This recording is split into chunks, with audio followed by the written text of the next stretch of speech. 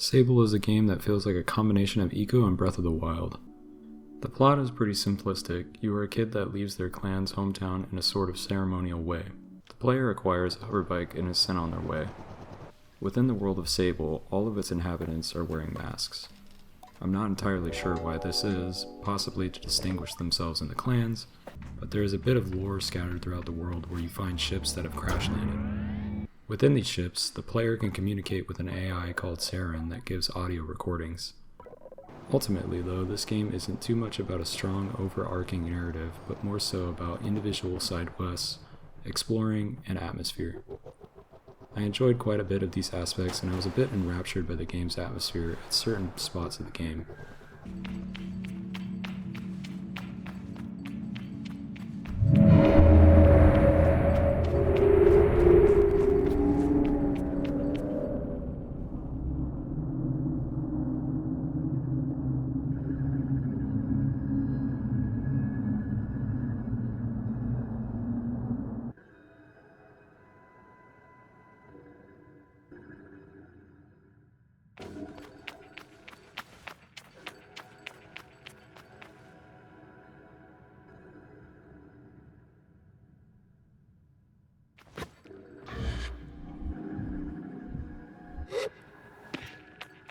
The best aspects of this game are definitely the exploration and cosmetics you can apply to both your character and your bike.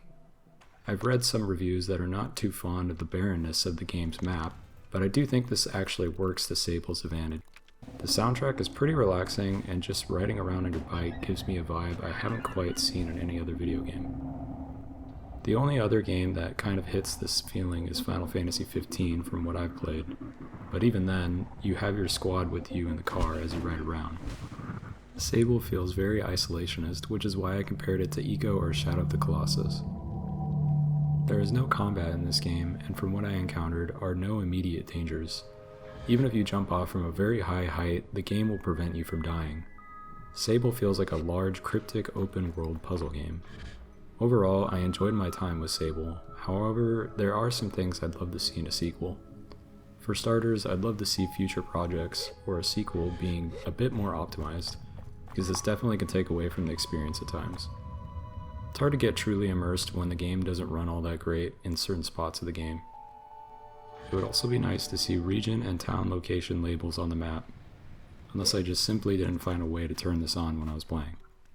It's kind of hard to remember all the regions' names because you talk to so few NPCs throughout your travels, and some of the regions look a bit alike on the map itself, making it hard to differentiate between them. Also, I'd really love for a potential sequel to continue not having combat. I strongly feel that once you incorporate combat into an open world game like this, it's going to lose its appeal and feel more like a Zelda clone. Which isn't a bad thing to be compared to, but I definitely was interested in Sable because of it being different in this type of direction. It would be interesting to see what mechanics and additional elements they would add to a sequel. I'd be intrigued if there were companions kind of like Elder Scrolls or WoW or something like that you can recruit along your playthrough. Regardless, I loved my time with Sable, but some of its technical drawbacks are hard to ignore. That said, I'm very interested to see if we will ever see a sequel or other works from this team. Thank you for watching and have a good day.